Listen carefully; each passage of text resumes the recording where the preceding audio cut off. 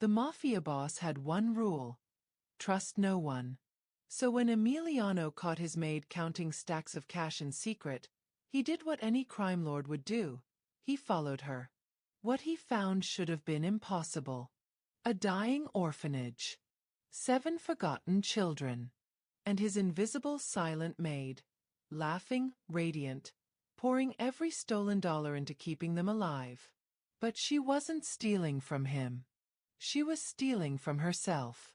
Then the little girl with uneven braids grabbed his hand and whispered 6 words that cracked open 20 years of ice around his heart. "Will you come back and visit?" He should have walked away. Should have fired her. Should have forgotten what he saw. Instead, Emiliano made a choice that would either destroy his empire or save his soul. Because the maid hiding in his mansion? She was hiding something far more dangerous than money. She was hiding hope. Welcome back, my beautiful family and friends. If you are hooked in and ready to enjoy the story, click subscribe and let me know in the comments section where you are watching from, because tomorrow I'll be giving you an interesting story such as this one and you don't want to miss it. Now let us begin. He'd built an empire on secrets and silence, until he followed his maid through a broken door and discovered the one truth that would destroy everything he thought he knew about power, about her, and about the heart he'd buried decades ago. Emiliano Petrov sat in his study like a king on a throne of glass and steel, the city sprawling below him through floor-to-ceiling windows that reflected nothing but his own shadow. The mansion was silent except for the occasional creak of old wood beneath new money, a 14-bedroom monument to power that somehow felt smaller than a coffin. He'd killed 3 men this week. Business. Numbers on a spreadsheet. Problems solved with a phone call and a nod. The blood never touched his hands anymore. He'd built enough layers between himself and consequence that he could almost believe he was clean. Almost. The whiskey in his glass caught the afternoon light, amber turning to rust. He didn't drink it. Hadn't tasted it in 10 minutes. It was just something to hold, something to make the emptiness look intentional. His phone buzzed. Another message from Alexei about the shipment. Another problem that needed his particular brand of solution. He ignored it. Outside, November rain began to fall, smearing the city into watercolor streaks. That's when he noticed her. Patricia, he'd never asked her last name, moved through the hallway beyond his study door like smoke, carrying fresh linens that probably cost more than she made in a month. She'd worked for him for 8 months now. Maybe 9. He wasn't good with time anymore. The days bled together in a monotonous stream of violence and victory that felt increasingly like the same thing. She was different from the others. Quiet, but not timid. Efficient, but not eager to please. She cleaned his blood-soaked empire with the same steady hand she used to fold his shirts, and she never asked questions. Never looked him in the eye unless directly addressed. Never stayed a moment longer than necessary. Perfect, really. Invisible. Except, Emiliano's eyes narrowed. Every Thursday for the past month, maybe longer, she'd been leaving early. Just by 30 minutes. Barely noticeable. But he noticed everything. It was how you stayed alive in his world. And last week he'd walked past her small room in the staff wing, the door ajar, light slicing across the hallway, and seen her counting cash. Not bills from her paycheck. Those went directly to her account. This was different. Worn 20s and crumpled 10s, spread across her bed like she was rationing a secret. Suspicion was a survival instinct, and Emiliano's was finely tuned. He set down his glass with a soft click and stood. Today was Thursday. Across the city, in the cramped staff quarters of the Petrov mansion, Patricia Williams folded the last of the towels with hands that never trembled, even though her heart had been racing since morning. Thursday. Thank God it was Thursday. She glanced at the small clock on her nightstand. 3:47 p.m. If she finished the West Wing bathrooms in the next 20 minutes, she could catch the 4:30 bus and be there by 5:15. The kids would be starting dinner. Little Zara had been asking about her all week. The thought made her smile, the first real expression she'd allowed herself all day. Working for Emiliano Petrov was like living in a beautiful, terrifying museum. Everything was pristine, expensive, cold. You didn't touch anything unless you were cleaning it. You didn't speak unless spoken to. You definitely didn't exist beyond your function. And that suited Patricia just fine. She needed this job. Needed the paycheck that came every 2 weeks like clockwork, generous enough that she could split it down the middle. Half for rent and food, half for them. Always for them. She pulled her phone from her pocket, the screen cracked but functional, and reread the text from Mrs. Henderson. County inspector coming next week. Need to show funds for repairs or they'll shut us down. I'm sorry, baby.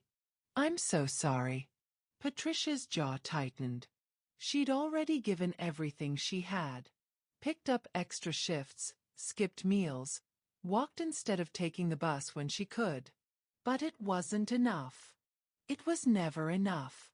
The orphanage, Hope's Haven, though the sign outside had lost the H years ago, was bleeding money.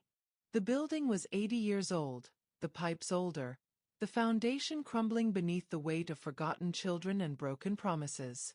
Mrs. Henderson, 72 and arthritic, ran it on prayers and stubbornness. And Patricia, because Hope's Haven was the only reason she was still alive. She tucked her phone away and grabbed her cleaning supplies, forcing her mind back to the present. West Wing. Bathrooms. 20 minutes. Then Thursday could begin. She didn't notice Emiliano's shadow in the hallway, didn't see the way his eyes tracked her movement with the precision of a predator calculating angles. She didn't know that this Thursday, this one, would be different. By 4:15, Patricia was in her room, changing out of her uniform and into jeans and a faded sweater that had been washed so many times it felt like silk against her skin. She counted out the money she'd saved this week, $2.40, every spare dollar she could scrape together, and sealed it in an envelope. Not enough. Never enough. But it was something. She grabbed her coat, her bus pass, and slipped out through the service entrance, the way she always did. The rain had softened to mist, cold and clinging. She pulled her hood up and walked quickly toward the bus stop 3 blocks away, her breath clouding in the November air. Behind her, Emiliano Petrov slid into the driver's seat of an unmarked black sedan. Not the usual armored SUV with his men, but something anonymous, forgettable. He waited until she boarded the bus, then followed at a careful distance. He told himself it was due diligence. Protection of assets. She had access to his home, his schedule, his life. If she was involved in something illegal, something that could blow back on him, he needed to know. But beneath the rationalization, something else stirred. Curiosity, maybe. Or the faint, uncomfortable recognition that Patricia was the only person in his world who seemed to exist independent of him. Who had a life, a purpose, that had nothing to do with his empire. The bus wound through the city, moving from the pristine heights where Emiliano lived toward neighborhoods that grew progressively more tired, more forgotten. Paint peeled from buildings. Graffiti bloomed on walls. Windows were boarded, shops shuttered. Emiliano followed, his sedan a predator's shadow. After 30 minutes, the bus stopped in front of a chain-link fence surrounding a building that looked like it had given up decades ago. The sign out front read, OPE's Haven, Children's Home, the missing letters like gaps in a smile. Patricia stepped off the bus. And Emiliano's world tilted. What would you do if you discovered someone you barely noticed was hiding an entire world from you? Drop a comment below. I want to know your thoughts. Emiliano watched from across the street, engine idling, as Patricia approached the rusted gate of the orphanage. His hands gripped the steering wheel, knuckles white against black leather. An orphanage. Of all the possibilities he'd imagined, a second job, a lover, a side hustle, even something criminal, This hadn't made the list. The building was a relic from another era. 3 stories of red brick that had faded to the color of dried blood. Windows were patched with cardboard in some places, cracked in others. The roof sagged in the middle like a broken spine. A playground sat to one side, swings hanging motionless in the November mist, the metal so rusted it looked like it would crumble at a touch. This was where his maid, his invisible silent maid, spent her Thursday afternoons? Patricia pushed through the gate, the hinges screaming in protest, and walked up the crumbling concrete path. She didn't hesitate, didn't look around. She moved like she belonged here, like this place was written into her bones. Emiliano killed the engine and stepped out of the car, rain misting against his face. He stayed in the shadows across the street, watching.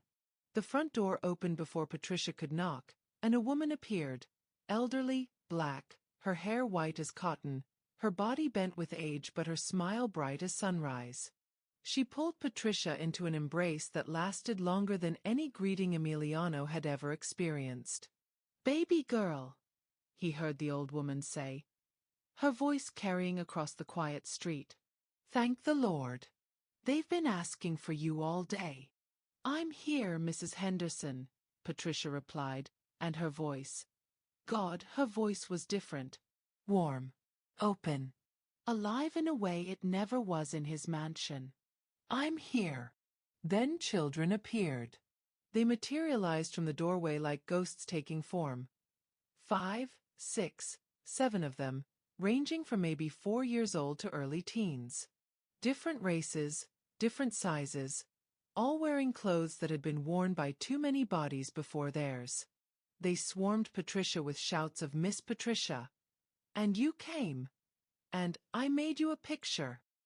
And Patricia, his Patricia, who moved through his mansion like she was afraid to disturb the air, dropped to her knees on the wet concrete and gathered them into her arms.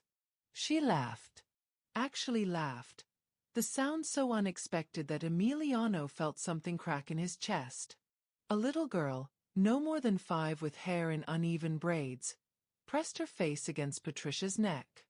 "I missed you," she whispered loud enough for Emiliano to hear across the distance.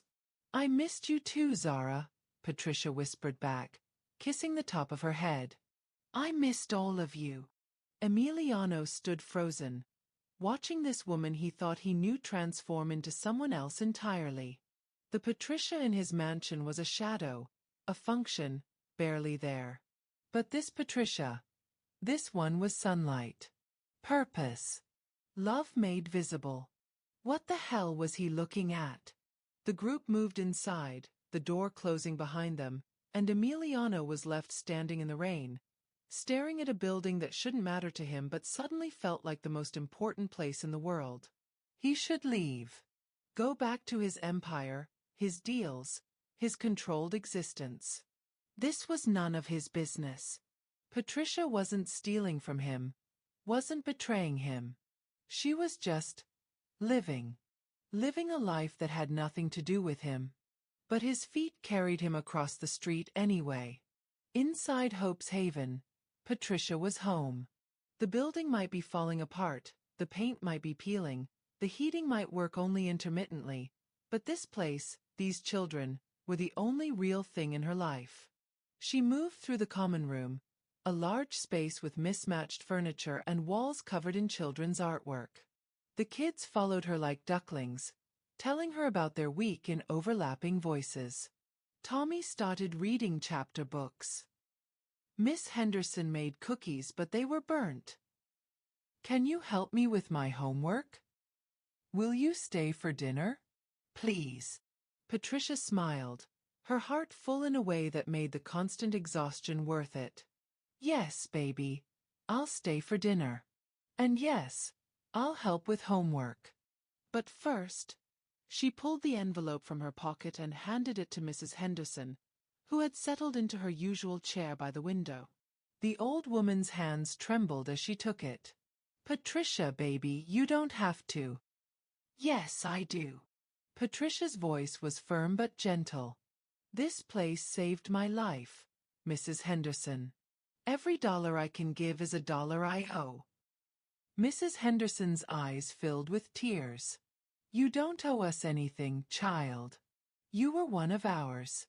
You'll always be one of ours. Exactly, Patricia said softly. Which is why I can't let it close. A knock on the door shattered the moment. Everyone froze. Knocks were rare at Hope's Haven. The county inspector wasn't due until next week. Donors didn't exist anymore. And visitors. Visitors never came. Mrs. Henderson struggled to her feet, but Patricia was already moving toward the door, her body instinctively placing itself between the children and whatever waited on the other side. She opened it. And her entire world stopped. Emiliano Petrov stood on the crumbling porch, rain dripping from his expensive coat. His dark eyes locked on hers with an intensity that made her breath catch. For a moment, neither of them spoke. The air between them was electric, charged with questions and exposure and something neither could name. Mr. Petrov. Patricia's voice came out steady, but her hand gripped the doorframe so hard her knuckles ached. What are you doing here? I could ask you the same question. His voice was low, controlled, but there was something underneath it. Confusion, maybe, or anger. She couldn't tell. This is my personal time, sir. I finished my shift. You've been coming here every Thursday. It wasn't a question. A statement of fact, cold and clinical.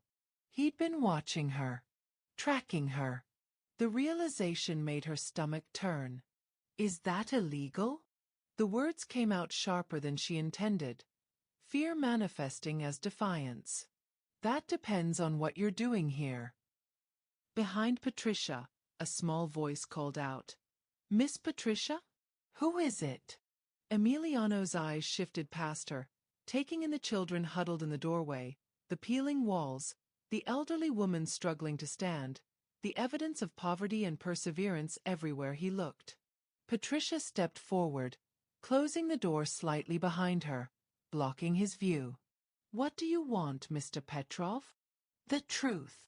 His jaw was tight, his posture rigid. I saw you counting money last week. Large amounts of cash.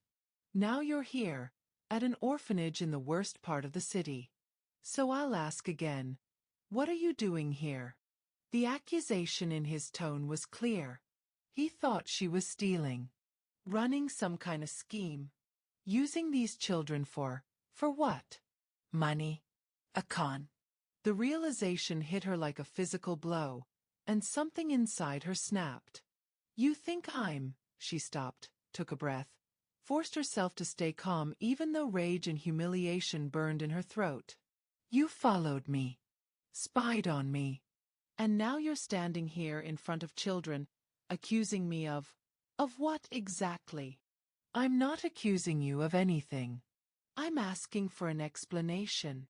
You're not owed one. Her voice dropped to a whisper, lethal and cold. My personal life is mine. What I do with my time, my money, Her voice cracked, just slightly. That's mine. You don't own that. You don't own me. Something flickered across Emiliano's face. Surprise, maybe. Or recognition. He opened his mouth to respond, but Mrs. Henderson's voice interrupted from inside. Patricia, baby. Let the man in out of the rain. If he's come all this way, he deserves to see. Patricia turned, shock written across her face. Mrs. Henderson. Let him see, the old woman repeated, her voice gentle but firm. Let him see what you've been fighting for. Patricia's hand trembled on the doorknob. Every instinct screamed to slam the door, to protect this place from the violence and coldness of Emiliano's world. But Mrs. Henderson's wisdom had never steered her wrong. She stepped back, opening the door wider. Fine, she said quietly. Come in. But you leave your assumptions at the door, Mr. Petrov. These children deserve better than your suspicion. Emiliano stepped inside, and the door closed behind him with a soft click that sounded like a gunshot in the silence. He stood in the common room, water dripping from his coat onto the worn carpet, and looked around. Really looked. The children stared back at him with wide eyes, some curious, some afraid. They'd learned early that men in expensive clothes rarely brought good news. Zara, the little girl who'd clung to Patricia, stepped forward. She couldn't have been more than 5, her braids uneven, her dress 2 sizes too big. She looked up at Emiliano with a directness that caught him off guard. "Are you Miss Patricia's friend?" she asked. Emiliano's mouth opened, closed. He had no idea how to answer that question. Patricia knelt beside Zara, pulling her close. "This is Mr. Petrov. He's someone I work for." "Oh." Zara's face fell slightly. "Not a friend, then?"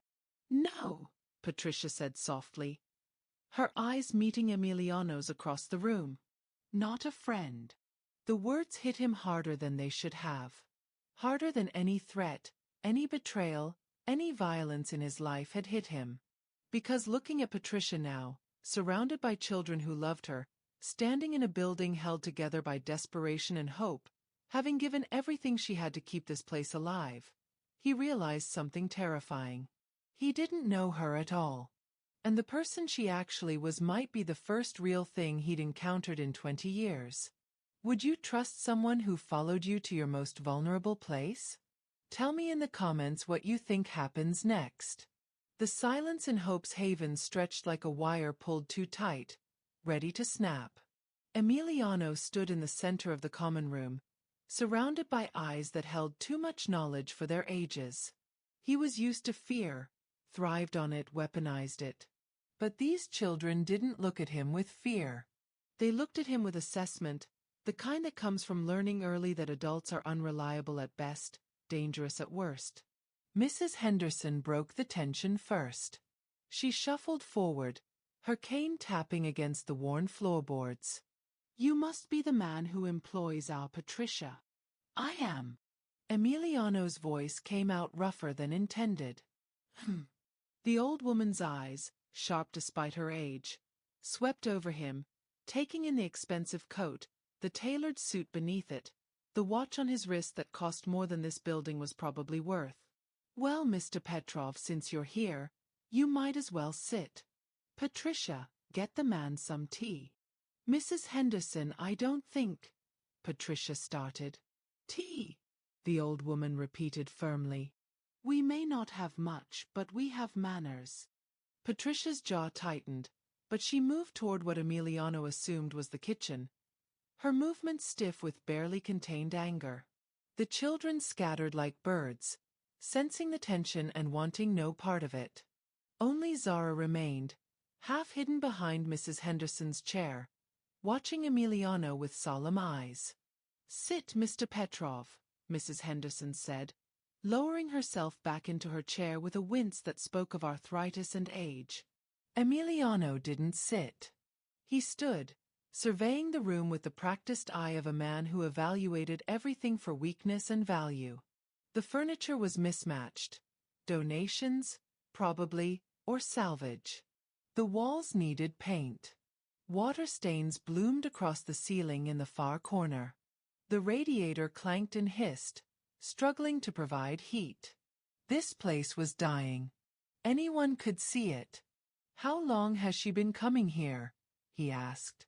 "Patricia's been part of Hope's Haven for 23 years, Mrs. Henderson said.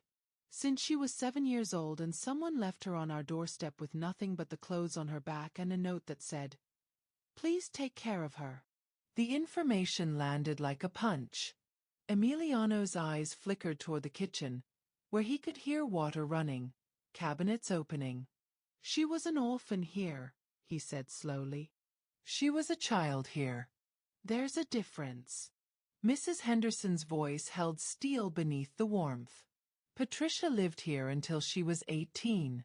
Then she went out into the world, worked 3 jobs, put herself through a certification program. And every single week since she left, she sent money back. Every single week. Emiliano processed this, his mind working through implications. The cash I saw her counting was probably every spare dollar she had. Mrs. Henderson's eyes hardened. That girl gives us everything. Skips meals. Walks instead of taking the bus. Works herself to exhaustion. All to keep these children fed and housed. So if you've come here to accuse her of something, Mr. Petrov, you can turn right back around. Before Emiliano could respond, Patricia returned with a chipped mug of tea that she set down on the table with more force than necessary. She didn't look at him. Patricia works for me, Emiliano said, his voice controlled. I have a right to know. You have a right to her labor during working hours, Patricia cut in, finally meeting his eyes. That's it. What I do with my time, my money, my life outside your mansion, that's mine. You don't get to follow me. You don't get to interrogate me. And you certainly don't get to stand here judging. I'm not judging. Aren't you? Her voice rose slightly, emotion cracking through her usual composure. You followed me like I'm a criminal. Came to the one place that matters to me and demanded explanations like I owe you something beyond my work. So tell me, Mr. Petrov, what exactly are you doing here? The question hung in the air between them, sharp and challenging. What was he doing here? Emiliano's jaw worked, his hands flexing at his sides. He was a man who always had answers, always knew his next move. But standing in this crumbling building, facing a woman who just revealed layers he'd never imagined existed, he found himself uncharacteristically uncertain. I saw you counting cash, he said finally, his voice flat. Large amounts. You've been leaving early, being secretive. In my world, that means something. In your world, Patricia repeated, her voice brittle. Your world of violence and criminals and people who can't be trusted. But this isn't your world, Mr. Petrov. These are children. This is survival. This is people trying to do good with nothing. And yes, I've been secretive because, she stopped, her throat working. Because I knew if you found out, you'd think exactly what you're thinking. That I'm stealing or scheming or... I never said you were stealing. You didn't have to. Her eyes glistened, but she blinked the moisture away fiercely. Men like you don't understand people like me. You see poverty and assume corruption. You see struggle and think it's weakness. Well, I'm not weak, Mr. Petrov. And I'm not corrupt. I'm just trying to save the only home I've ever had. The words hit like bullets, each one finding its mark. Zara whimpered softly, and Patricia immediately dropped to her knees, pulling the little girl close. It's okay, baby. It's okay. He's leaving now. Am I? Emiliano heard himself ask. Patricia looked up at him, her eyes hard. Unless you have more accusations to make? He should leave. Should walk out of this place and pretend he'd never seen it, never seen her like this, real and raw and nothing like the ghost who moved through his mansion. He should fire her, even remove the complication before it became a problem. But his feet didn't move. How much? The question came out before he could stop it. Patricia frowned. What? How much does this place need? To stay open. To pass inspection. Whatever's threatening it. How much? Mrs. Henderson made a sound somewhere between a laugh and a sob. More than we have, Mr. Petrov. More than we'll ever have. The county wants $15,000 for immediate repairs before they'll renew our license. After that, we're looking at ongoing costs that, she shook her head. It doesn't matter. We've been praying for a miracle, but miracles don't come to forgotten places.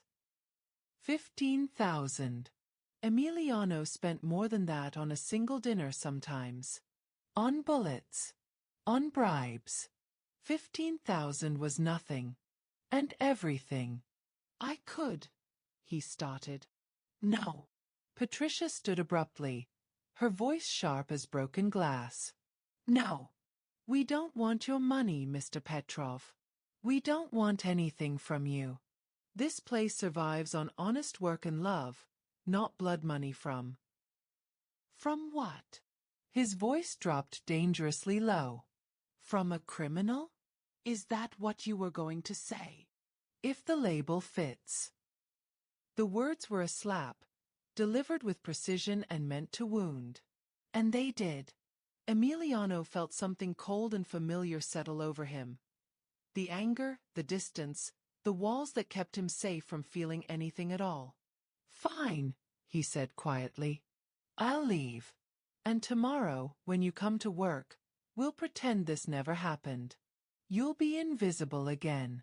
I'll be the monster you clearly think I am. Everything goes back to normal. He turned toward the door, but Patricia's voice stopped him. Will it? She sounded tired now, the fight draining out of her. Will it really go back to normal? Because you've seen this place now. You've seen them. She gestured to where the children had reappeared in doorways, watching. You've seen what I'm fighting for. So no, Mr. Petrov, I don't think anything goes back to normal. Emiliano looked at her, really looked, and saw the exhaustion, the fear, the desperate determination of someone who'd been fighting alone for so long she'd forgotten what it felt like to have help. You're right, he said softly. It doesn't. He walked to the door, pulled it open to the rain and the darkness beyond. But he paused on the threshold, his hand on the frame. I'm not a good man, Patricia, he said without turning around. I've done things that would horrify you. Built an empire on blood and fear. But I'm not, he stopped, searching for words he'd never had to use before. I wasn't trying to hurt you. Or them. I just needed to know. Now you know, she said quietly. Now you can leave. So he did. Back at the mansion, Emiliano sat in his study with the lights off, rain streaming down the windows, turning the city into a blur of lights and shadows. He couldn't stop seeing it. Couldn't stop seeing her. The way she transformed when those children appeared. The way she defended them with a ferocity he'd only ever seen directed at enemies. The way she'd looked at him with contempt and pity and something else he couldn't name. His phone buzzed. Alexei again. Problems that needed solving, decisions that needed making, an empire that required his attention. He ignored it. Instead, he thought about a little girl asking if he was Patricia's friend. He thought about an old woman defending a young woman who'd given everything to save a dying building. He thought about $15,000. Nothing to him, everything to them. He thought about the look in Patricia's eyes when she'd called his money, blood money. She wasn't wrong. His entire world was built on violence, on taking, on control. He'd spent 20 years building walls so high that nothing real could reach him. And it had worked. He'd become untouchable, unreachable, safe from the messy complications of actual human connection. Until Thursday. Until an orphanage. Until her. Emiliano reached for his phone, pulled up his banking app, and stared at the numbers on the screen. He could transfer $15,000 right now. Anonymously. Save the place without them ever knowing it came from him. His finger hovered over the screen. Then he locked the phone and set it down. Blood money, she'd called it. And she'd refused. Refused his help, his money, his attempt at, what? Redemption? Absolution? You couldn't buy your way out of what you were. He'd learned that lesson a long time ago. But standing in that orphanage, seeing what real sacrifice looked like, what real love looked like, it had awakened something he'd thought long dead.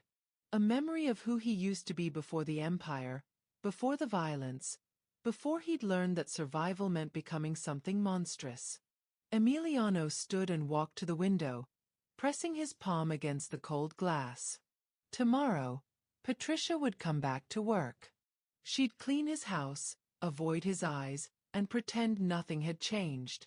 And he'd let her. Because what else could he do? He was what she'd called him, a criminal, a monster, someone whose money came from blood and fear. And she was. She was everything he wasn't. Everything he'd stopped believing existed. The rain continued to fall, and Emiliano Petrov, who controlled an empire, who'd killed without hesitation, who'd built himself into something feared and powerful, felt something he hadn't experienced in 20 years. He felt small. In her tiny apartment across the city, Patricia sat on her bed, still wearing her damp clothes, and stared at her phone. Mrs. Henderson had called twice. She hadn't answered. She couldn't shake the image of Emiliano standing in Hope's Haven, water dripping from his expensive coat, looking at her like she was a puzzle he couldn't solve. The way his face had shifted when Zara asked if he was her friend.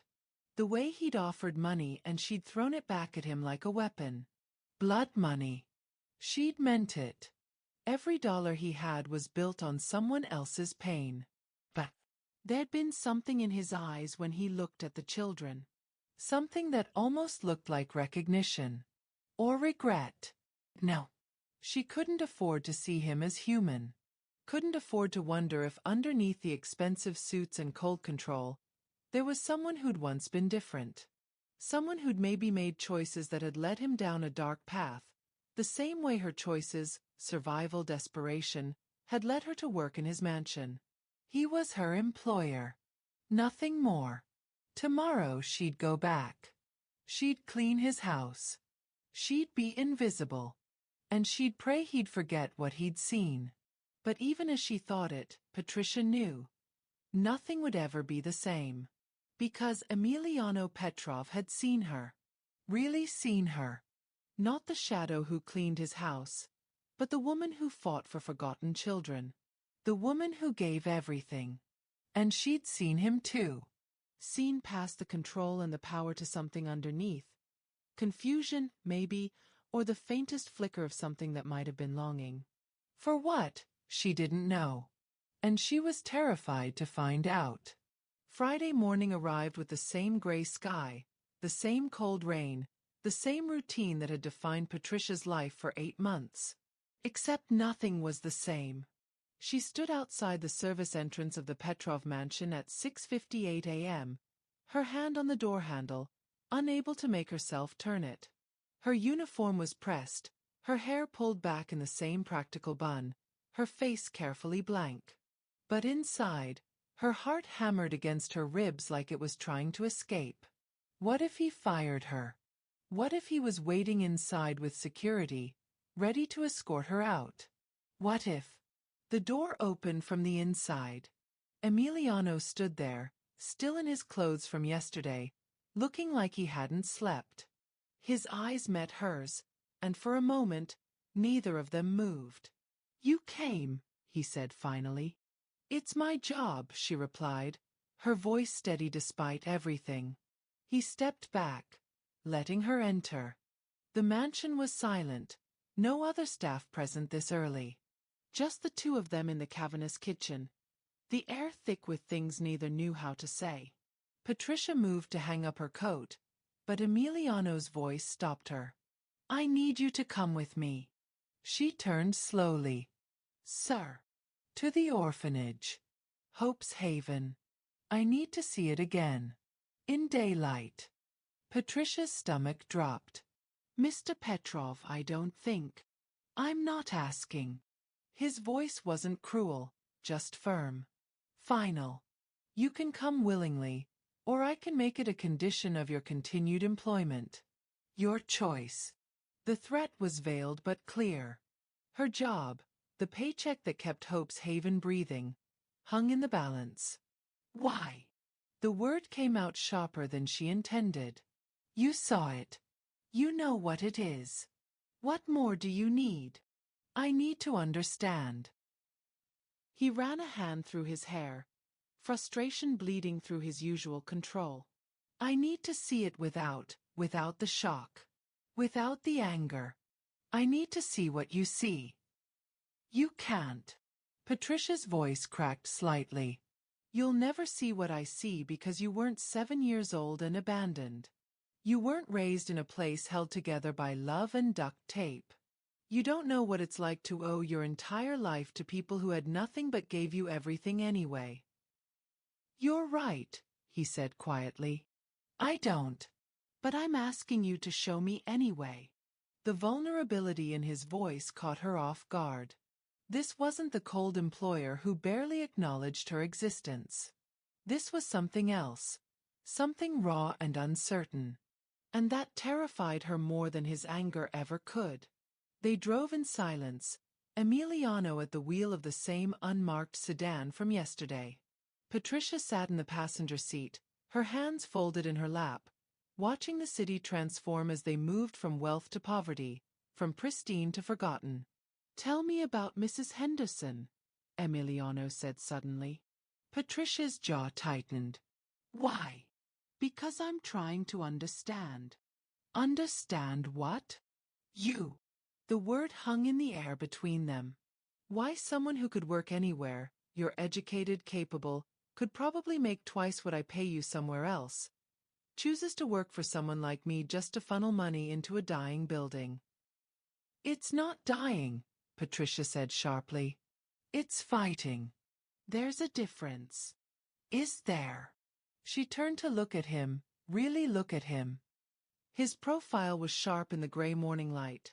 Strong jaw, straight nose, eyes fixed on the road with an intensity that suggested he saw everything and felt nothing. Except she'd seen him yesterday.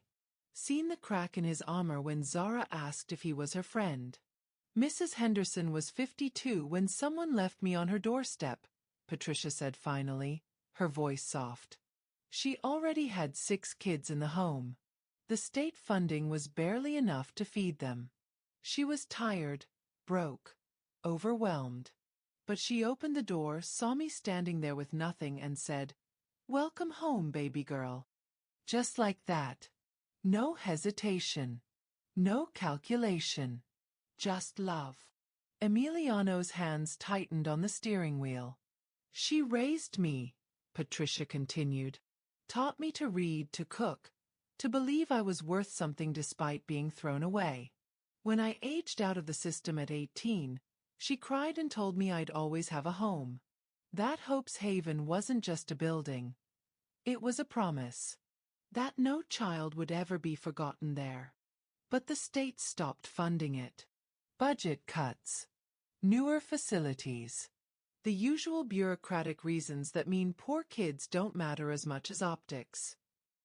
Bitterness crept into her voice. Mrs. Henderson kept it going on donations for a while, but donations dry up when the neighborhood goes downhill. Now it's just her and the kids nobody else wants. And you. And me. Patricia's voice hardened. Because I won't let the only good thing in my life disappear. I won't let those kids feel what I felt. Worthless, disposable, forgotten. They pulled up to Hope's Haven as she finished speaking. In daylight, the building looked worse. Every crack, every crumbling brick, every boarded window visible in sharp relief. Emiliano stared at it for a long moment. 15,000 for repairs, he said quietly. What happens after that? Operating costs. Food, utilities, clothing, school supplies. About 3,000 a month, and that's cutting every corner possible. Patricia's voice was hollow. Mrs. Henderson's Social Security barely covers her own needs. My money helps, but it's not enough. It's never enough. So you're just delaying the inevitable. I'm buying time, she corrected. Time for another miracle. Time for... She stopped, her voice breaking. Time for those kids to feel loved and safe for one more day. And if that's all I can give them, then that's what I'll do. Emiliano turned to look at her, and something in his expression made her breath catch. It wasn't pity. It was something else. Something that looked almost like respect. Show me, he said. Inside, Hope's Haven was chaotic in the way only a house full of children could be.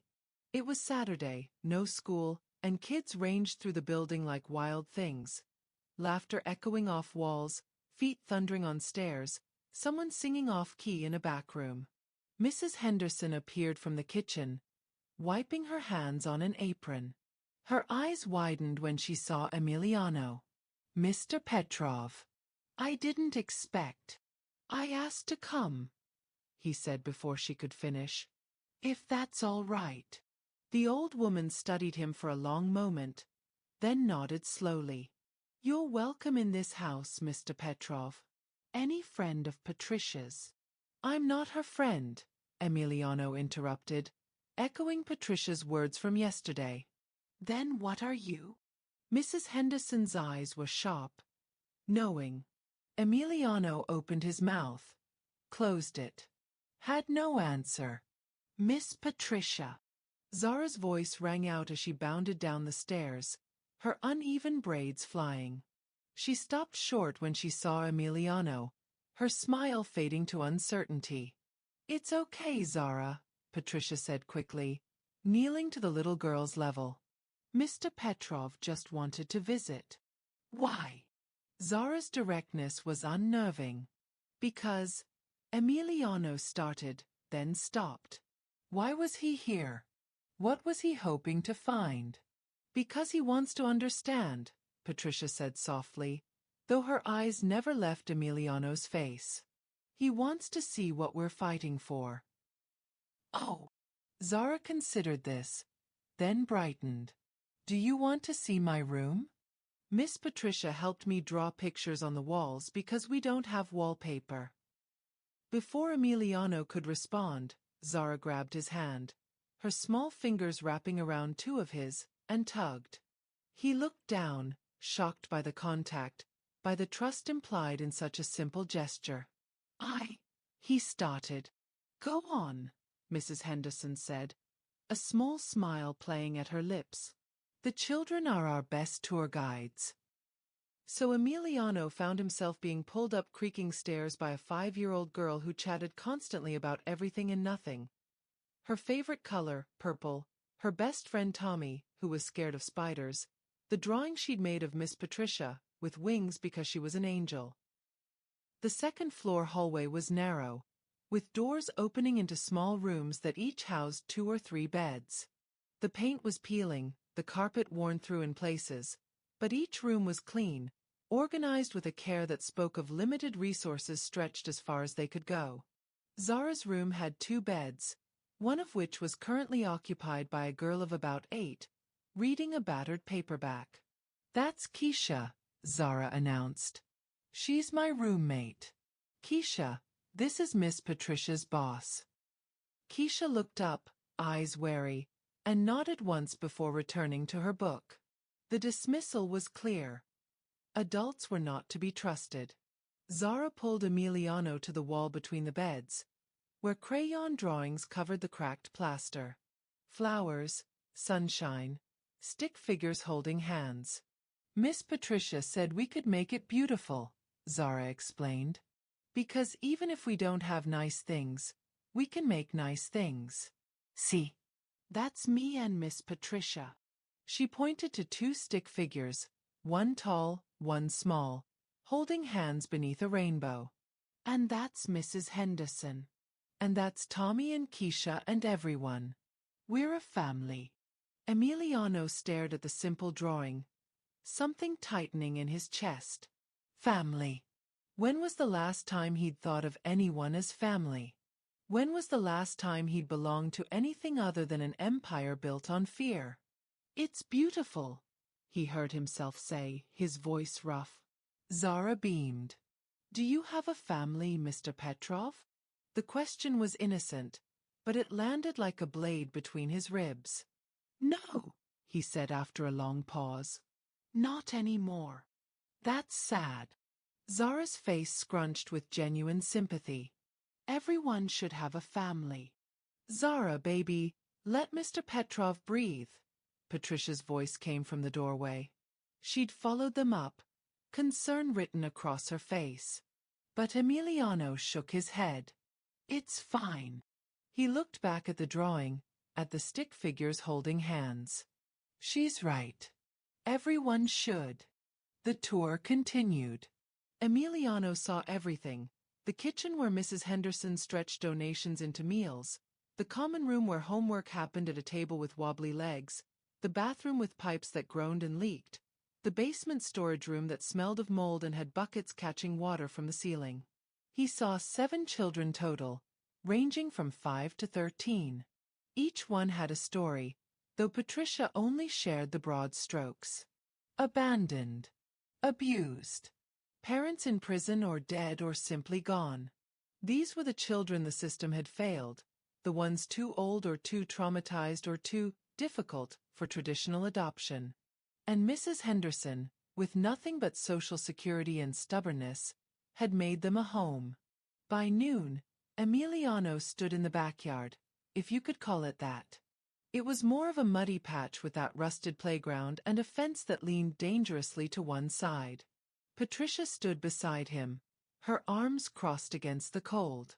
"Now you see," she said quietly. "This is what I'm fighting for.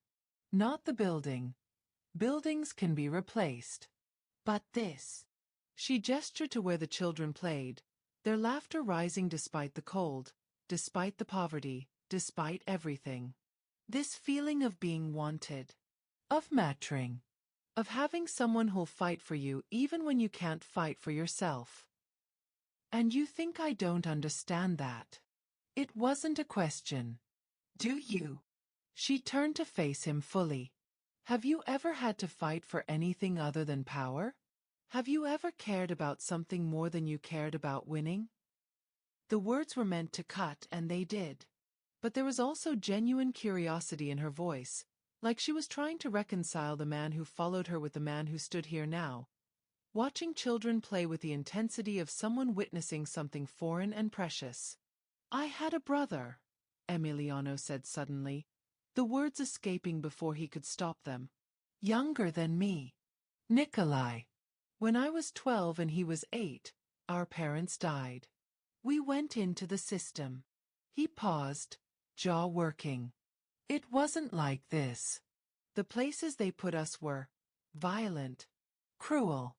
I learned fast that the only way to protect him was to be harder, meaner, more ruthless than anyone else." Patricia's expression softened slightly, but she said nothing. "When I was 15, I got recruited by the Petrov family. They saw something useful in me. I was smart, vicious, loyal. They promised to take care of Nikolai if I worked for them." His voice went flat. "I believed them. I did everything they asked. Became exactly what they needed me to be. And when I was 20, when I'd proven myself valuable enough, I asked them to bring my brother into the family business too." He stopped, his hands clenching into fists.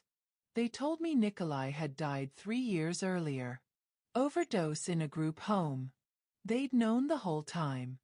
They just kept the truth from me because I was more useful when I had something to fight for." Patricia's breath caught. "So no," Emiliano said quietly. "I don't know what it's like to fight for something and win. I only know what it's like to fight for something and lose. To realize you became a monster for nothing." The silence stretched between them, heavy with shared pain. "I'm sorry," Patricia said finally. "I'm sorry that happened to you." "Don't be." His voice hardened. "I made choices. Became what I am willingly. Your story doesn't excuse mine. I wasn't making excuses. I was offering empathy." She turned back to watch the children. "We're all just trying to survive the hands we've been dealt. Some of us had Mrs. Henderson. Some of us didn't. That doesn't make you irredeemable, Mr. Petrov. Just lost."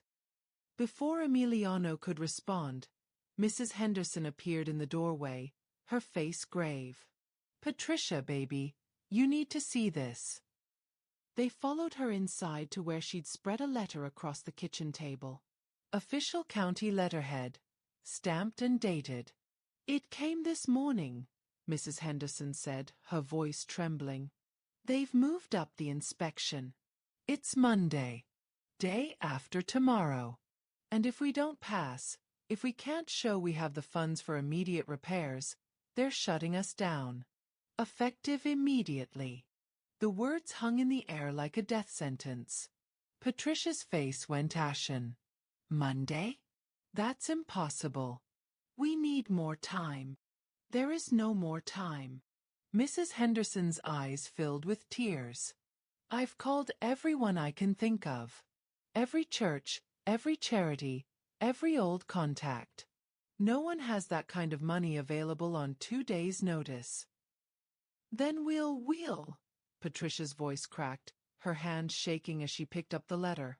We'll figure something out. We have to. But her words were hollow, desperate. They all knew the truth. Hope's Haven was out of time.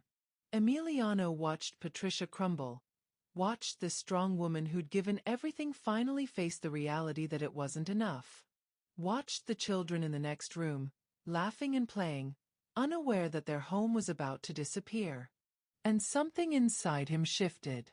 He thought of Nikolai. Of the brother he'd failed. Of the childhood he'd lost. Of the man he'd become in the name of survival. He thought of Zara asking if he was Patricia's friend. He thought of family, and what it meant to fight for something real. I'll do it, he said. Both women turned to stare at him. I'll provide the 15,000, Emiliano continued, his voice steady. Today. Right now. Whatever you need to pass inspection and keep this place open. Patricia's eyes widened. We already told you. We don't want your money. I know. He met her gaze without flinching. But those kids need it. And I'm not offering it as charity or redemption or any other pretty word. I'm offering it because it's the right thing to do, and because for the first time in 20 years, I actually want to do the right thing. He paused. Will you let me? Patricia looked at Mrs. Henderson, then back at Emiliano. The conflict played across her face, pride warring with desperation, principles colliding with necessity. This doesn't make us even, she said finally, her voice barely above a whisper. This doesn't erase what you are or what you've done. I know, Emiliano said again. And you don't get to use this as leverage. You don't own us. You don't own me. This is a gift, not a contract. Agreed. And if you hurt these children, if you bring your world anywhere near them, I won't, he interrupted. You have my word. The word of a criminal, she said, but there was less venom in it now. Just exhaustion and the faint, terrible spark of hope. The word of a man who's trying, he corrected. That's all I can offer. Is it enough?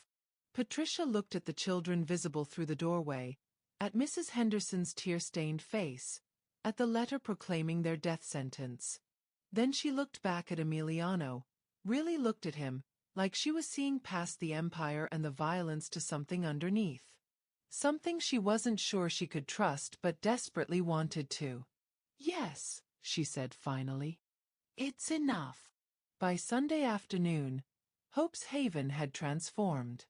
Emiliano had made a single phone call Saturday evening, and by Sunday morning, contractors arrived.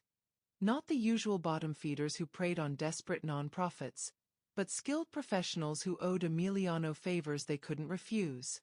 Within hours, the roof was patched, pipes replaced, walls repaired and painted. The rusted playground equipment was hauled away, new structures rising in its place. Patricia watched from the kitchen window, her emotions a tangled mess she couldn't begin to sort through. He's keeping his distance, Mrs. Henderson observed, coming to stand beside her.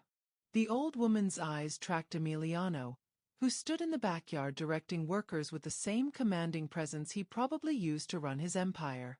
He knows he's not welcome here, Patricia said quietly. Is that true? Mrs. Henderson's voice was gentle.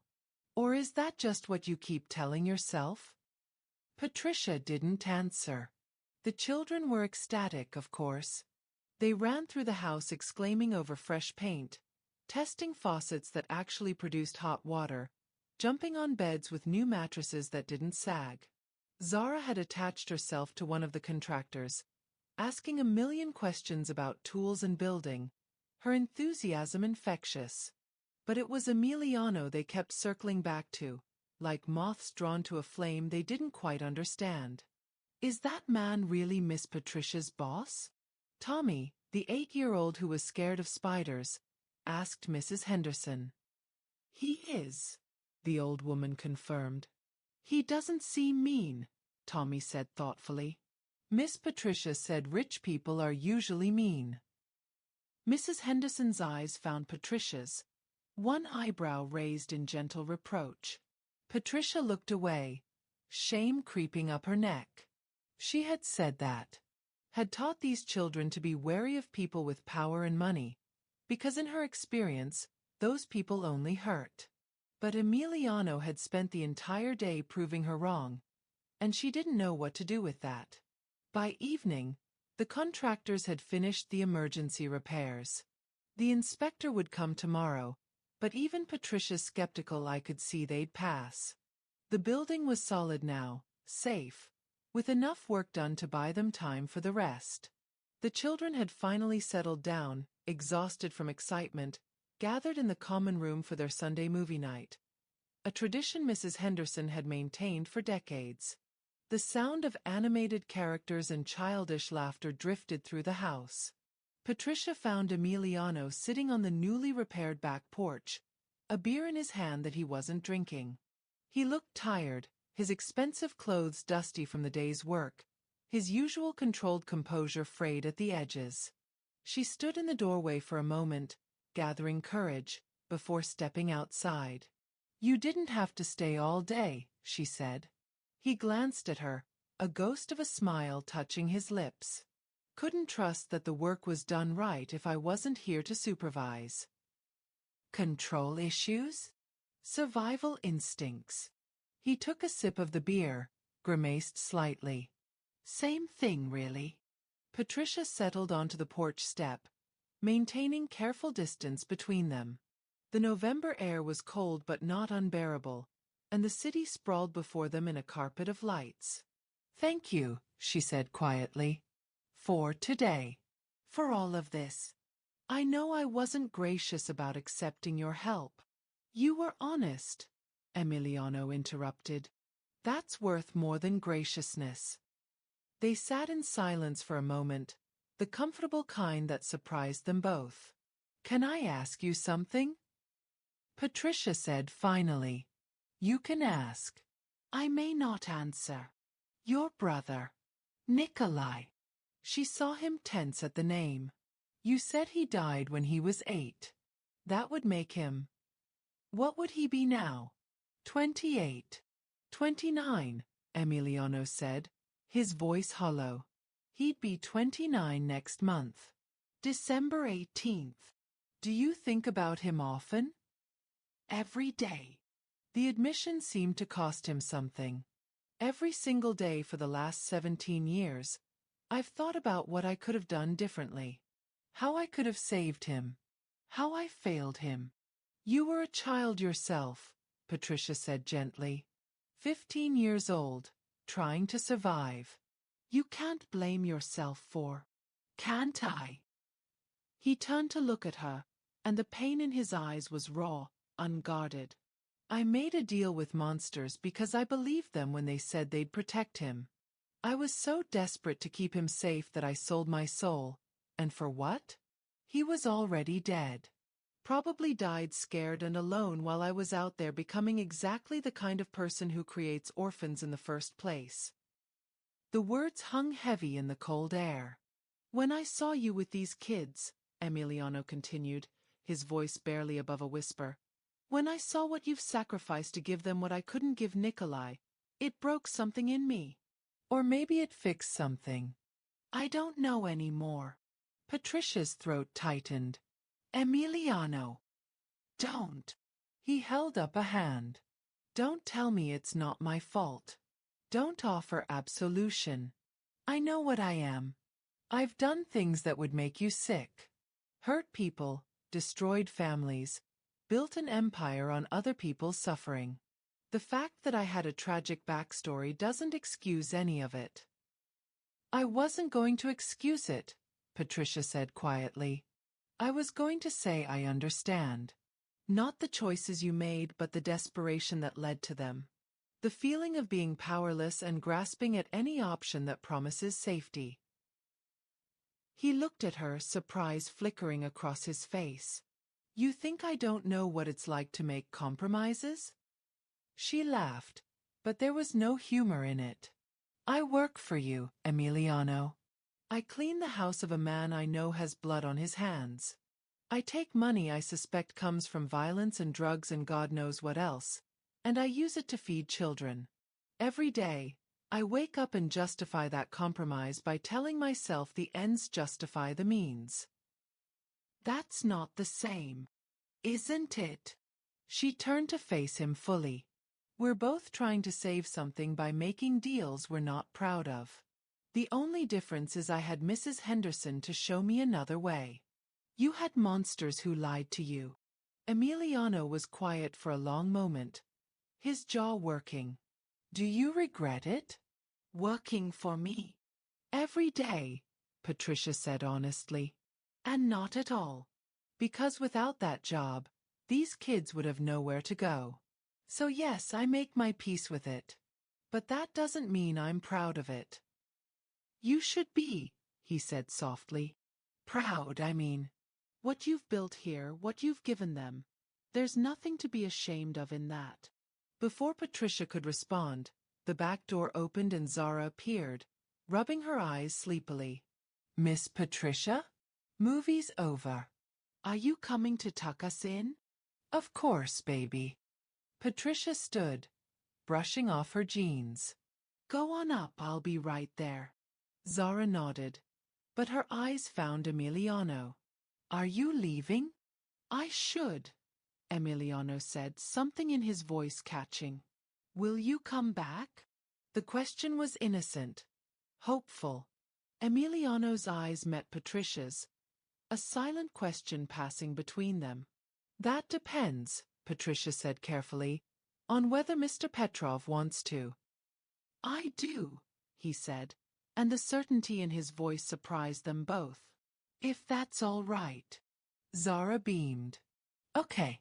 Good night, Mr. Petrov. Good night, Zara. The little girl disappeared back inside, and Patricia stood frozen on the porch, her heart doing something complicated in her chest. You can't, she started. Can't what? Emiliano stood, facing her. Can't want to be part of something real for the first time in my life? Can't try to be something other than what I've been.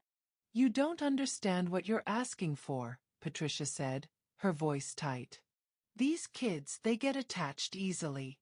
They've been disappointed by every adult in their lives. If you come back, if you let them start to care about you, and then you disappear. I won't disappear. You can't promise that. Yes, I can. He stepped closer, close enough that she could see the exhaustion in his eyes, the sincerity that looked foreign on a face built for control. I'm not good at this, Patricia. At caring about people, at being part of something that isn't built on fear and power. But I want to try. I want. He stopped, searching for words. I want to be someone who deserves to be here. You can't buy your way into redemption, she whispered. I know. But maybe I can work my way there. His voice dropped even lower. Let me try. Please. The vulnerability in that single word, please, cracked something open in Patricia's chest. This man who commanded an empire, who killed without hesitation, was standing in front of her asking permission to be human. Okay, she heard herself say. But there are rules. You don't bring your world here. Ever. No associates, no business, nothing that puts these kids at risk. This is a safe place, and it stays that way. Agreed. And you show up consistently or not at all. I won't let you be another adult who disappoints them. Understood. And Emiliano? She met his eyes, her voice fierce. If you hurt them, if you hurt any of them, what you are won't protect you from me. I will find a way to make you pay. Do you understand?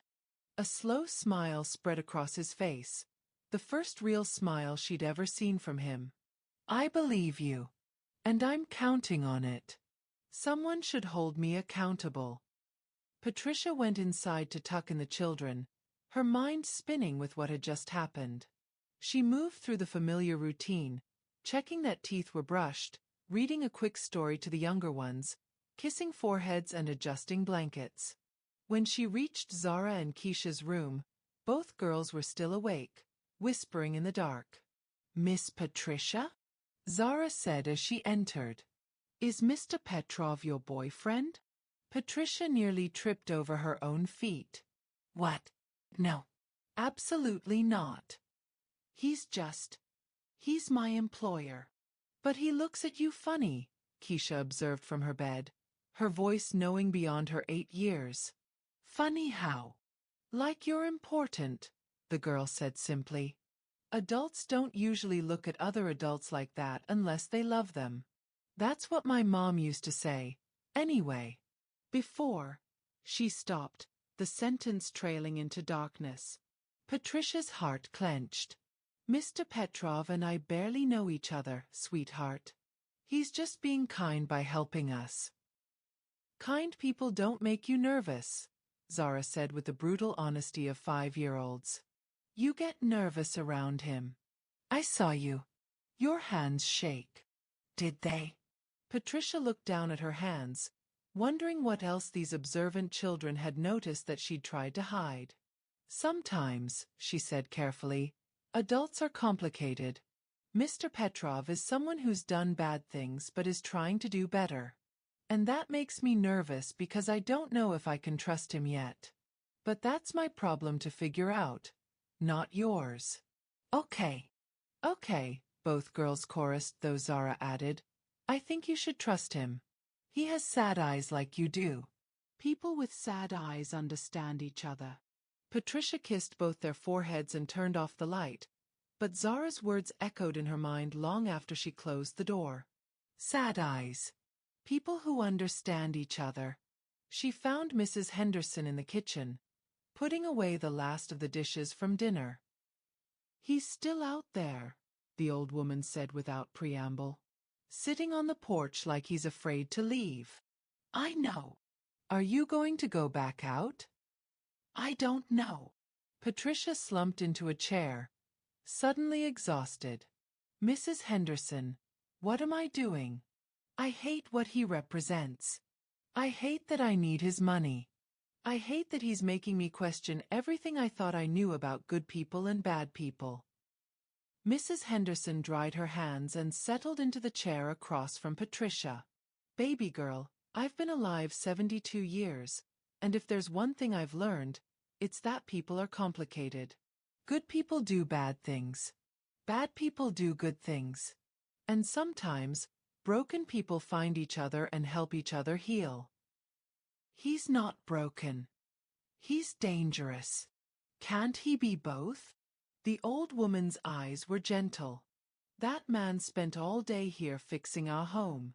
He didn't have to. He could have just written a check and walked away. But he stayed. Worked alongside the contractors. Let the children ask him questions. Treated them like they mattered. That tells me something about who he is underneath all that armor. It tells me he's trying to buy absolution. No, Mrs. Henderson said firmly. It tells me he's trying to find his way back to something he lost a long time ago. And you know what? So are you. Patricia's head snapped up. What's that supposed to mean? You've been punishing yourself for 3 years, working yourself to death, refusing to have a life outside these walls because you think you owe us everything. Mrs. Henderson reached across the table, taking Patricia's hand. But baby, you don't owe us. You never did. We loved you because that's what family does. And now you're using that love as a prison, refusing to let yourself want anything more than survival. That's not. Isn't it? The old woman squeezed her hand. When was the last time you let yourself feel something? Want something? Trust someone? You've built walls just as high as that man out there. You've just built them out of different materials. Tears burned in Patricia's eyes. I'm scared, she whispered. I'm scared that if I let those walls down, if I let myself trust him, he'll turn out to be exactly what I think he is. And I'll be the fool who believed a monster could change. Maybe you will be, Mrs. Henderson said gently. Or maybe you'll be the woman who gave someone a chance to become more than what they were. Either way, baby girl, you can't live your whole life afraid of being disappointed. That's not living. That's just surviving. Patricia found Emiliano still on the porch, but he was no longer alone. Tommy sat beside him, chattering about school and comic books and his dream of becoming an astronaut. Emiliano listened with a patience that seemed impossible for a man who ruled an empire. When Tommy saw Patricia, he jumped up. Miss Patricia, Mr. Petrov said astronauts have to be good at math. Will you help me with my homework tomorrow? Of course, sweetie. But you should be in bed. It's late. Okay. Tommy turned back to Emiliano. Will you really come back next week? If Miss Patricia says it's okay, then yes. Cool. Tommy grinned and ran inside, his footsteps thundering up the stairs. Patricia took the spot Tommy had vacated, suddenly drained of the energy to maintain her walls. You're good with them, she said quietly. I'm terrified of them, Emiliano admitted. But that seems like a good start. Better than pretending I know what I'm doing. Most adults pretend. You'd fit right in. There was no bite to her words, just exhaustion. Patricia. His voice was soft. What Zara said earlier about me coming back. I meant it. But only if you want me to. I won't force myself into your world if I'm not welcome. She was quiet for a long moment, watching the city lights blur in the distance. There's a box, she said finally. In the basement storage room. Mrs. Henderson keeps it with all the old records. My file is in there. Everything from when I was brought here at 7 until I aged out at 18. Why are you telling me this? Because if you're going to be part of this place, part of their lives, you should know what you're signing up for. You should know who I was. Where I came from. Emiliano waited, sensing there was more. My mother left me here, Patricia continued, her voice distant. Didn't leave a name, didn't leave an explanation. Just a note that said, I can't do this anymore. Please take care of her. For years, I thought maybe she'd come back. Maybe she'd realize she'd made a mistake. Maybe. She stopped, swallowing hard. She never did. And eventually I stopped waiting. I'm sorry, Emiliano said quietly. Don't be.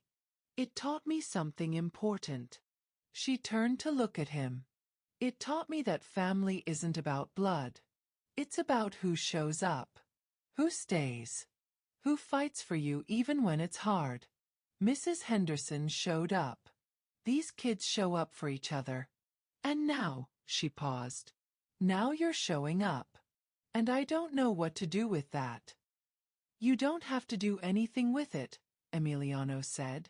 Just let me be here. Let me try to be someone who shows up. That's all I'm asking. Patricia stood, suddenly needing movement, needing air. The box. In the basement. There's a photo in my file. Of me when I first arrived. 7 years old, terrified, clutching a stuffed rabbit that was falling apart. She moved to the door, then paused, looking back at him. If you're serious about this, about being part of this place, go look at that photo. Really look at it. Because that's what these kids are. That's what I was. Scared and abandoned and desperately hoping that someone somewhere will choose to love them anyway. She went inside, leaving Emiliano alone on the porch with the weight of her words.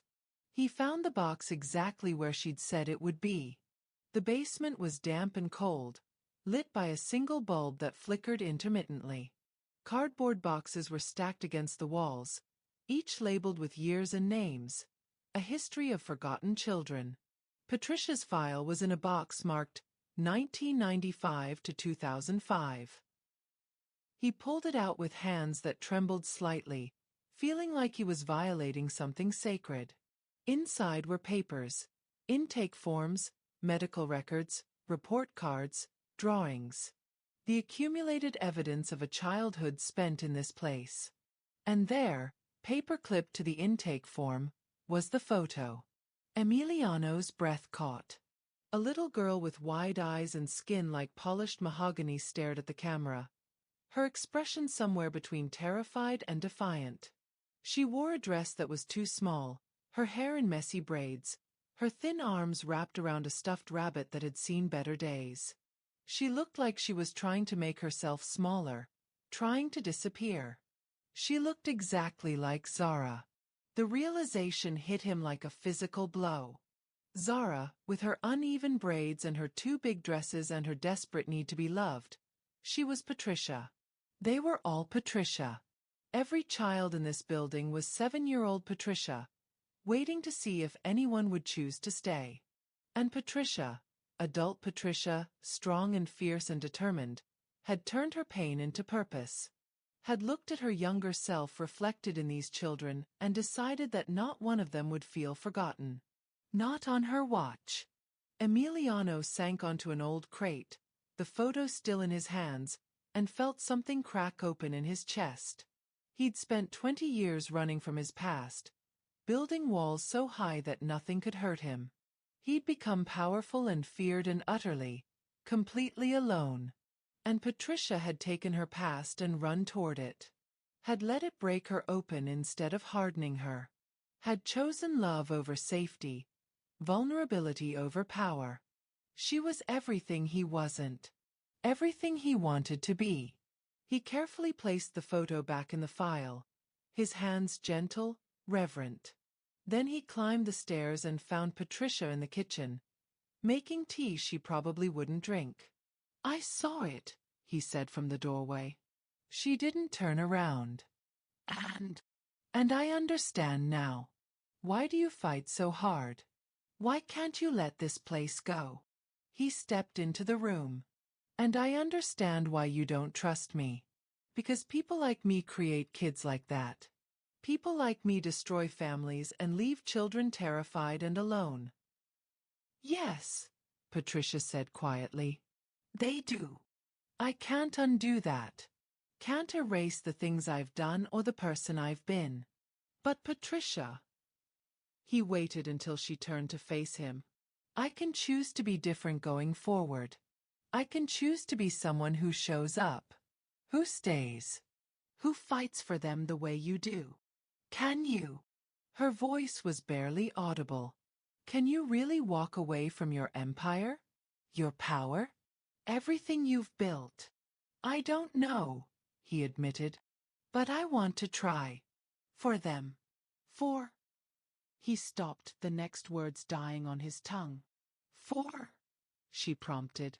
"For you," he said finally, the truth falling between them like a confession. "I want to try for you." Patricia's eyes widened, her hands gripping the counter behind her.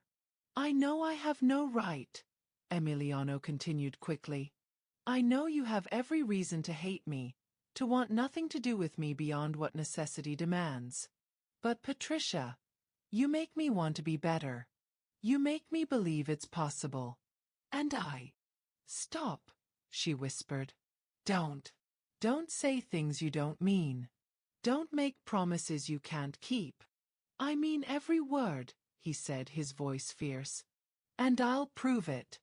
However long it takes, I'll prove it."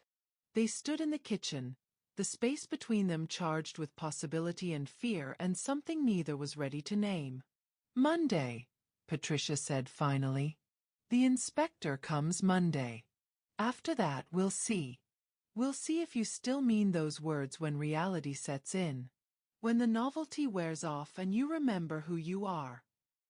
I won't forget who I am, Emiliano said. But maybe I can remember who I was supposed to be. He left then, before either of them could say anything else, before the fragile understanding between them could shatter under the weight of too much honesty. But as he drove back to his empty mansion, Emiliano carried with him the image of 7-year-old Patricia clutching her rabbit, and the sound of Zara asking if he was her friend, and the impossible, terrifying hope that maybe, just maybe, he could be someone worth trusting after all. If someone from your past showed up trying to change, would you give them a chance? Drop a comment and let me know what you think. Monday arrived with winter sunshine and nervous energy. The county inspector, a thin woman with sharp eyes and a clipboard, spent 3 hours examining every corner of Hope's Haven. Patricia and Mrs. Henderson followed her through the building, holding their breath with each notation she made.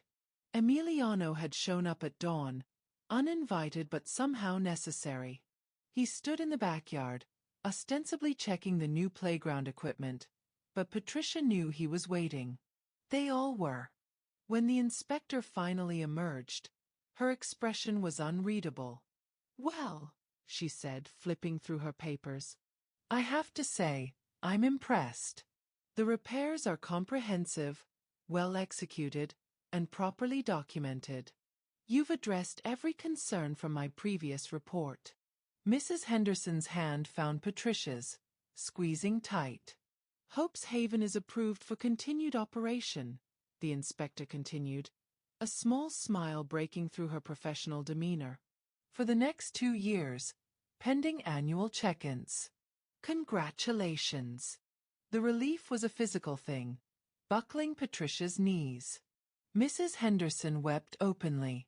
And through the window, Patricia saw Emiliano's shoulders drop, tension releasing from a body that had been rigid all morning. The children erupted in cheers when they heard the news, not fully understanding but feeding off the adults' joy. Zara launched herself at Patricia, then ran outside to tell Mr. Emiliano the good news. Patricia followed, finding Emiliano kneeling in the grass as Zara explained everything in breathless detail. We get to stay, Zara exclaimed. For 2 whole years.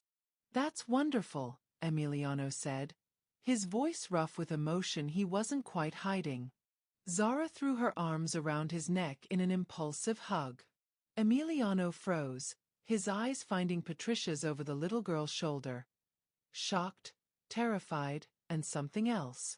Something tender. Slowly, carefully, his arms came up to return the embrace. Thank you for saving our home, Zara whispered against his shoulder. You're welcome, Emiliano managed, and Patricia saw his eyes glisten before he blinked rapidly, composing himself. Over the next 2 weeks, something shifted. Emiliano started showing up on Thursdays, not to supervise or control, but simply to be present. He'd arrive after his business was concluded for the day, still in his expensive suits but with his armor noticeably lowered. He helped Tommy with math homework, his patience surprising everyone. He sat through Zara's rambling stories about imaginary friends. He fixed things that broke, a drawer, a loose cabinet, a wobbly table, with the same focused intensity he probably applied to running his empire. And he talked to Patricia. Real conversations in the quiet moments between chaos. About books they'd read, places they'd never been, dreams they'd given up on. She learned he loved classical music but never played it because it reminded him of his mother. He learned she wanted to go back to school but couldn't afford it. One Thursday evening, they sat on the porch steps while the children played in the yard, their laughter rising like music. I don't know how to do this, Emiliano admitted quietly. Do what? This. Normal. Care about people without calculating what I get in return. He watched Tommy chase Keisha around the playground. In my world, everything is transactional. But this...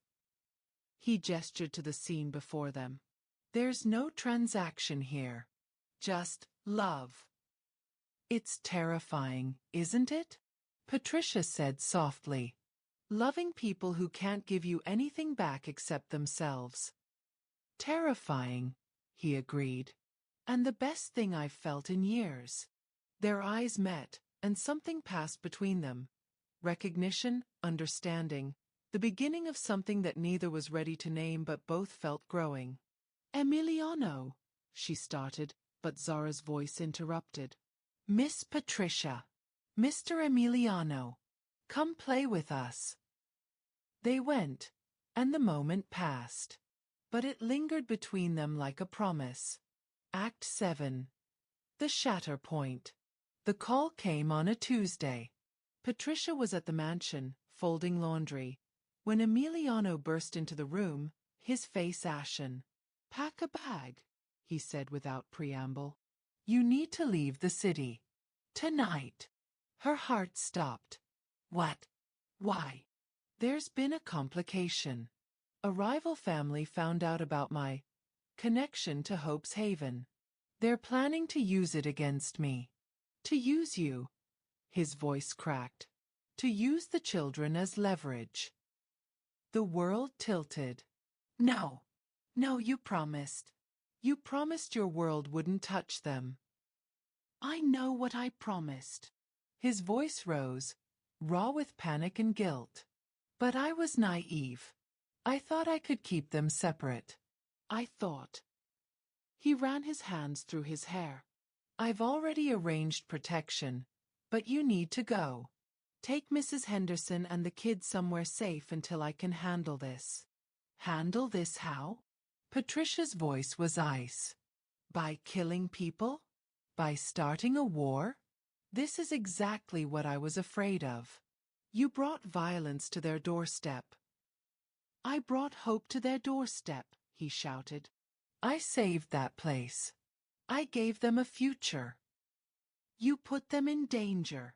She was yelling now too, fury and terror mixing. Those children have been through enough. They don't need to be pawns in your criminal empire. They don't need. Her voice broke. They don't need you. The words landed like bullets. Emiliano's face went blank, his walls slamming back into place. Fine. Then I'll handle it alone. I'll eliminate the threat, and you'll never have to see me again. That's what you want, isn't it? For me to disappear. Yes, Patricia said, the lie tasting like ash. That's exactly what I want. Then consider it done. His voice was cold again, the warmth of the past weeks evaporating. I'll wire money for the children's care. Anonymously. You can pretend I never existed. He turned to leave, but her voice stopped him. You were right, she said, tears streaming down her face. You can't change. You'll always be what you are. And I was a fool to think otherwise. Emiliano flinched like she'd struck him. Yes, he said quietly. You were. He left, and the mansion had never felt colder. 3 days passed. Emiliano eliminated the threat, not with violence, but with information and leverage that destroyed the rival family's operations without bloodshed. It was surgical, efficient, and left him feeling emptier than any kill ever had. He sat in his study, staring at a photo on his phone. He'd taken it without thinking. Patricia laughing as Zara braided flowers into her hair, the afternoon sun turning them both golden. His empire was secure. Hope's Haven was safe. He'd done what he promised. And he'd never felt more like a failure. A knock on his door. Alexei entered, concerned. Boss, you need to eat. Need to sleep. I'm fine. You're not. His lieutenant's voice was gentle. That woman, the maid. She's important to you. She was nothing, Emiliano said automatically. That's the first time you've lied to me in 15 years. Emiliano closed his eyes. What do you want me to say, Alexei? That I fell for someone who sees me as a monster? That I tried to be better and only proved her right? That I... He stopped, the truth too painful. That I love her and she'll never forgive me? I want you to ask yourself what you're fighting for, Alexei said quietly. Because from where I'm standing, you already know the answer. At Hope's Haven, Patricia was breaking. She'd told the children Emiliano was busy. Told Mrs. Henderson she'd ended things for everyone's safety. Told herself she'd done the right thing. But at night, alone, she couldn't stop replaying their last conversation. The pain in his eyes. The way he'd accepted her cruelty without fighting back. You told him you don't need him, Mrs. Henderson said Thursday evening, watching Patricia stare at the driveway where Emiliano's car should have been. We don't. That's not what I asked, baby girl. The old woman's voice was knowing. I asked what you told him. Not what's true. Patricia's composure crumbled. I was cruel. I said terrible things. I told him he'd always be a monster when he was trying so hard to be something else. She sobbed. I pushed him away because I was scared. Scared of what? Of loving him. Of believing someone could change and being wrong. She looked at Mrs. Henderson with tear-filled eyes. Of losing him. So instead you pushed him away first, Mrs. Henderson said gently. That's called self-sabotage, baby. And it's a prison you built yourself. What do I do? What does your heart say? Patricia closed her eyes. Her heart said she'd made a terrible mistake. Her heart said Emiliano had protected them, had kept his promise even at great cost. Her heart said she'd seen the man he could be and rejected him anyway out of fear. I need to find him, she whispered. Then go. Patricia found Emiliano at his mansion, in his study, surrounded by the trappings of power that suddenly looked like a cage. I was wrong, she said from the doorway. He looked up, shock and hope and fear crossing his face in rapid succession. Patricia, let me finish. She stepped into the room, her hands shaking. I was wrong. You did keep your promise. You protected them without violence. You found another way because they mattered to you. Because, her voice caught. Because you were changing, and I was too scared to believe it. You had every right to be scared, Emiliano said quietly. I did bring danger to their door. Everything you said was me projecting my fears onto you. She moved closer. I've spent my whole life waiting for people to leave. My mother left. Every adult I ever trusted eventually left. So when you gave me a reason to push you away, I took it. I hurt you before you could hurt me. You couldn't hurt me, he said, then stopped. That's not true. You destroyed me, Patricia. These past 3 days have been. He couldn't finish. I'm sorry. Tears streamed down her face. I'm so sorry. You were trying to be better, and I threw it back at you. But Emiliano, she closed the distance between them. If you're still willing to try, if you still want to be part of their lives, part of my life, I'm ready to trust you. I'm ready to believe people can change. Even monsters? His voice was raw. You're not a monster. You're a man who made terrible choices trying to survive. And now you're making different choices. That's not nothing.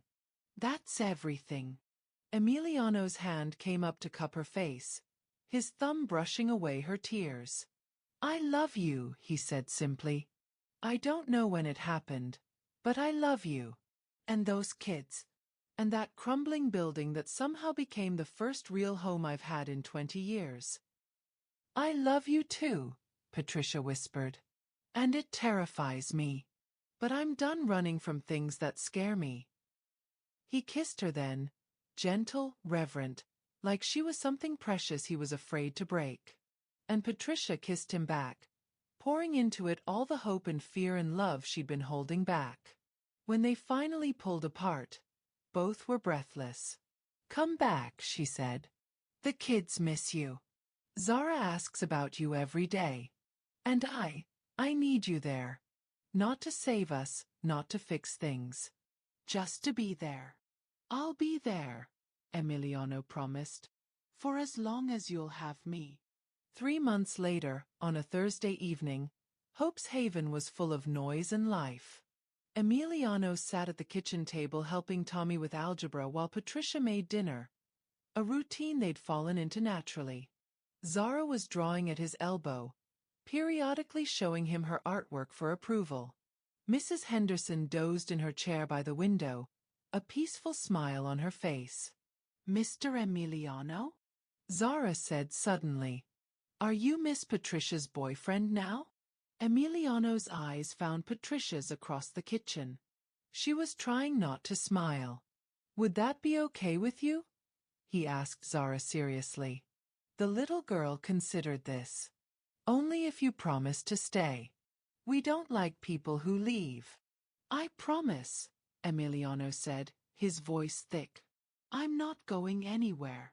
"Good." Zara went back to her drawing, satisfied. Later, after the children were in bed, Emiliano and Patricia sat on the porch steps, their spot now. "I've been thinking," Emiliano said, taking her hand, "about my empire. About what I want my legacy to be. And I want it to be this. I want to fund Hope's Haven properly. Buy the building, renovate it completely. Create a foundation that supports places like this across the city." He paused. "I can't undo the past, but I can try to build a different future." Patricia's eyes filled with tears. "You're serious?" "Completely. I'm getting out of the criminal side of things. It'll take time and it won't be easy, but—" He turned to face her fully. "You make me want to be someone worthy of standing next to you. Someone those kids can look up to. Someone Nikolai would have been proud to call family." "He would be proud," Patricia said softly. "I'm proud of you." They sat in comfortable silence, watching the city lights, and for the first time in their lives, both felt like they'd finally come home. Inside, through the window, they could see the children's drawings covering the walls. Stick figures holding hands, rainbows and sunshine, symbols of hope and family and love that endured despite everything. And in the center of one drawing new since last week were 3 figures: Miss Patricia, Mr. Emiliano, and Zara, holding hands beneath a bright yellow sun. Family. Not by blood but by choice. By showing up. By staying. By loving each other anyway. What would you risk for a chance at redemption? Would you believe someone who fought to change for you? Share your thoughts in the comments below. Your story matters. Thank you for watching this story to the end. If you enjoyed this story, you will surely love the next one. It's as crazier and more intriguing as you can ever imagine. So do check it out. Click on the image showing on your screen right now to watch the next one.